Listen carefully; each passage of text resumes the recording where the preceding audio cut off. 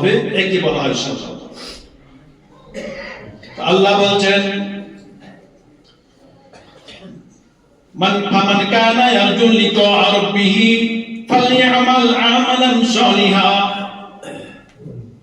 তোমাদের মধ্যে যারা আল্লাহর সাথে সাক্ষাৎকে কামনা করো, আল্লাহর সাথে মোলাকাত কামনা করো, তারা জানে সৎ আমল করে। তার সৎ আমল করার জন্যই আল্লাহ তাআলা আমাদেরকে সৃষ্টি করেছেন। কিন্তু দেখেন, মানুষ অনেক সৎ আমল করার পরেও কবরের শাস্তি পেতে হবে। সৎ আমল করার পরেও কবরের শাস্তি পেতে হবে। আল্লাহ রাসূল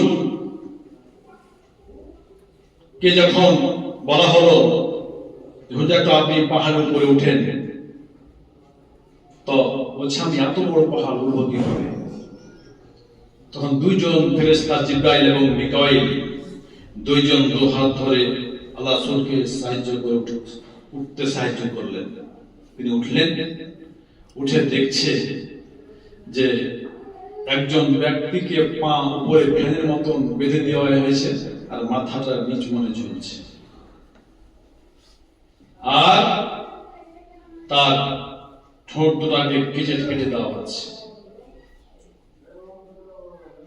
জিজ্ঞেস করল আল্লাহ রাসূল, হে জিবরাইল, এই ব্যক্তি কে, কেমন কাজ করা হচ্ছে? আল্লাহ রাসূল বললেন, এর কোরআন হাফেজ, 30 পারা কোরআন মুখস্থ করেছিল।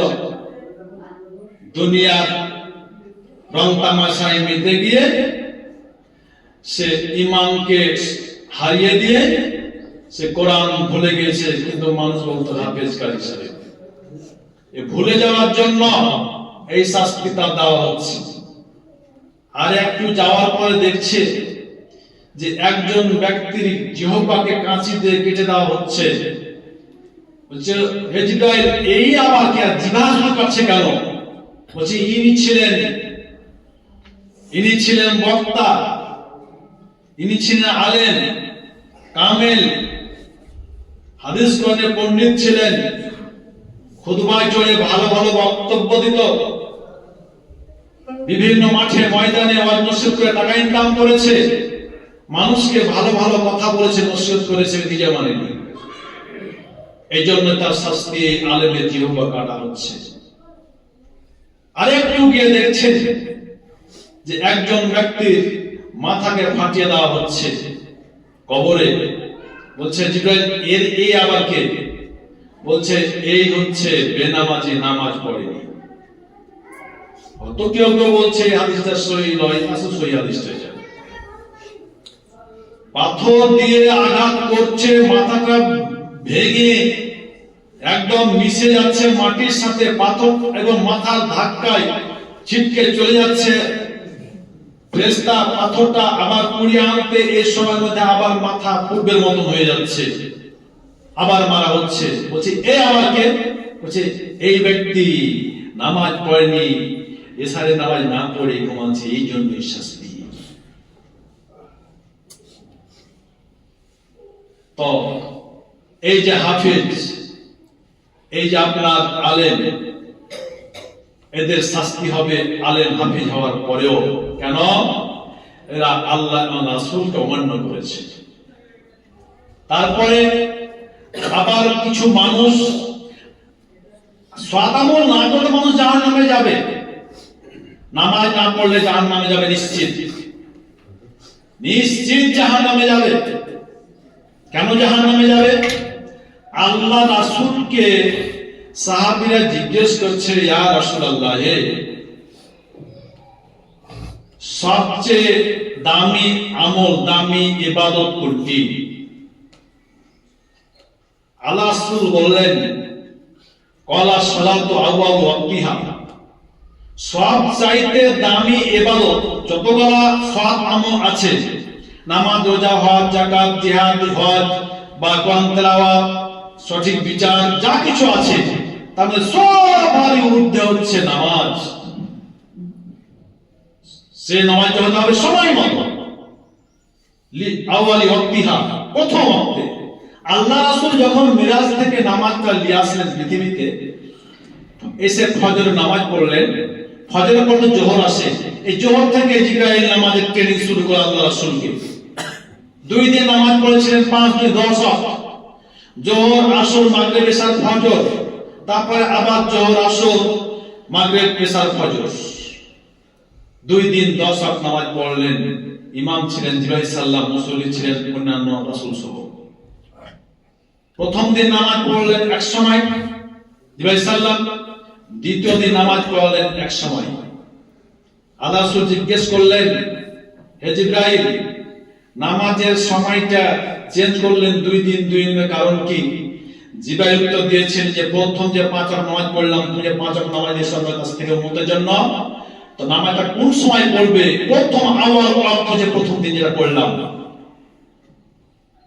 আর পরে যে 5 ওয়াক্ত নামাজ পড়লাম এটা হচ্ছে শেষ ওয়াক্ত, প্রত্যেকটা শেষ ওয়াক্ত, এটা অতিক্রম করে কাজ হবে। তো আমরা নামাজ পড়ি, কাজে ব্যস্ত, জোহর আসর একটা পড়ে নিলাম, মাগরিব ইশার পড়ে নিলাম, এটা তো আল্লাহ রাসূল বলেনি। আল্লাহ রাসূল বললেন, কলা সালাতু আউয়াল ওয়াক্তিহা, সবচেয়ে দামি ইবাদত হচ্ছে আউয়াল ওয়াক্তে নামাজ পড়া। এখন দেখেন, নামাজ, রোজা, হজ, এই সব করে মানুষ জাহান্নামে যাবে। ওই যে কথা বললাম, দুই ঠোঁট কাটছে, একটু স্লিপ হয়ে গেছে, যে যার 2 ঠোঁট কাটছে এরা হচ্ছে সিয়াম পালনকারী, এরা হচ্ছে সিয়াম পালনকারী না, সিয়াম করতো না। তাহলে এখানে বোঝা যাচ্ছে সিয়াম না করে জাহান্নামে যায়। আল্লাহ রাসূলকে মেরে দেখানো হলো, আর মাথা বানানো হবে হাফেজ এবং বেনামাজি। তো 2 ঠোঁট কাটলো, জিহ্বা কাটলো আমলবিহীন বক্তা, আর 2 ঠোঁট কাটলো যারা সিয়াম করবে না। তাহলে নামাজ না পড়লে জাহান্নামে যাবে, সিয়াম না আদায় করলে মানুষ জাহান্নামে যাবে। তাহলে সিয়াম আমাদের আদায় করতে হবে, নামাজ আমাদের করতে হবে। তারপর আল্লাহ রাসূল বললেন, মানুষ নামাজ পড়ার পরও বেনামাজি, মানুষ নামাজ, সিয়াম, হজ, যাকাত না করলে তো জান্নাত জাহান্নাম যাবে, কিন্তু মানুষ এমনগুলি করার পর মানুষ জাহান্নামে যাবে। কেমন কথা হলো যে মানুষ আমল করবে না, তা শাস্তি পাবে, কিন্তু আমল করার পর জাহান্নামে যাবে, এটা কেমন কথা হলো? মানুষের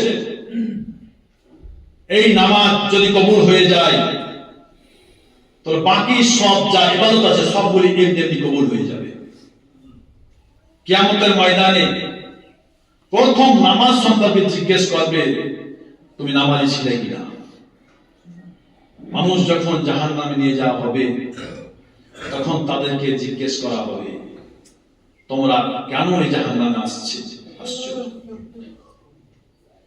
আম্মা ইয়াতাসাআলুন আনিল মুজরিমিন মা সালাকা ফিস সাকার। সেই দিন জাহান্নামীদেরকে যখন জাহান্নামে নিয়ে যাওয়া হবে, সাকার নামে জাহান্নাম, সেদিন জিজ্ঞেস করা হবে, ফেরেশতা জিজ্ঞেস করবে, এই তোমরা এত জঘন্য জায়গায় জাহান্নামে কেন আসলে? তখন তারা বলবে, আমরা নামাজি ছিলাম না, আমরা মুসল্লি ছিলাম না, এই জন্য জাহান্নামে আমাদের আনা হচ্ছে। তাহলে এখান থেকে বোঝা গেল যে নামাজ না পড়লে মানুষকে অবশ্যই জাহান্নামে যেতে হবে, সেই জাহান্নামের নাম হচ্ছে সাকার। তো এই যে নামাজ, এই সালাত যে ব্যক্তির কবুল হয়ে যাবে, সে ব্যক্তি সরাসরি জান্নাতি হয়ে যাবে। যে ব্যক্তির নামাজ হয়ে যাবে, আল্লাহর কাছে কবুল হয়ে যাবে, তার জীবনের যতগুলো আমল সব অটোমেটিক এমনি এমনি কবুল হয়ে যাবে। এই জন্য আল্লাহ বললেন যে তোমরা সৎ আমল করো। সৎ আমল কেমন করে করে?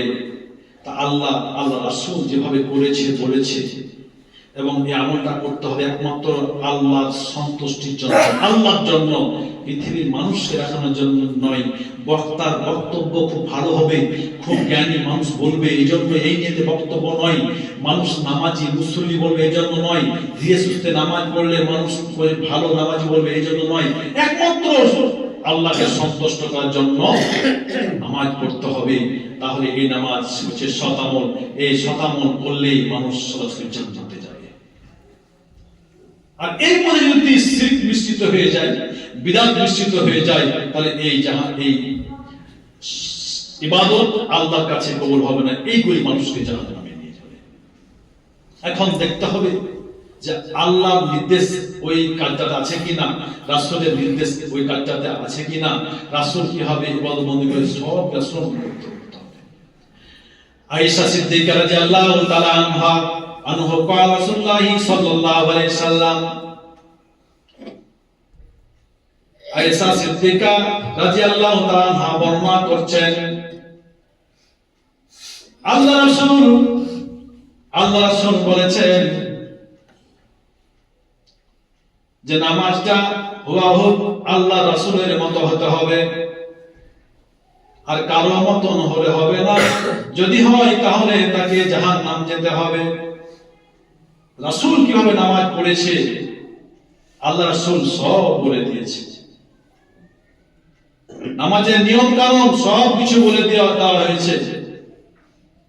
রাসূল যেভাবে নামাজ আমাদের পড়েছে সেভাবে আমাদের পড়তে হবে। তো আয়েশা বলছে কি হাদিসটা, আয়েশা সিদ্দিকা রাদিয়াল্লাহু আনহা বর্ণনা করছেন, হাদিসটা বর্ণনা কি বর্ণনা করছেন, মান আমিলা আমালা লাইসা আলাই আমরুনা ফাওরাদ্দু। আয়েশা রাদিয়াল্লাহু তাআলা বর্ণনা করছেন যে আল্লাহ রাসূল বলেছেন, মান আমিলা আমালা, যে ব্যক্তি আমল করে, ইবাদত বندگی করে, লাইসা আলাই আমরুনা, আর ওই আমলটা করার জন্য আমি রাসূল আদেশ করিনি।